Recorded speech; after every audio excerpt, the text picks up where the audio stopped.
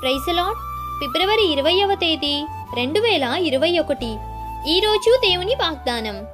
మీరు చీకటిలో నుండి ఆశ్చర్యకరమైన తన వెలుగులోనికి మిమ్మును పిలిచిన వాని గుణాతిశయములను ప్రచురము చేయు నిమిత్తము ఏర్పరచబడిన వంశమును, రాజులైన యాజక సమూహమును, పరిశుద్ధ జనమును, దేవుని సొత్తైన ప్రజలునై ఉన్నారు.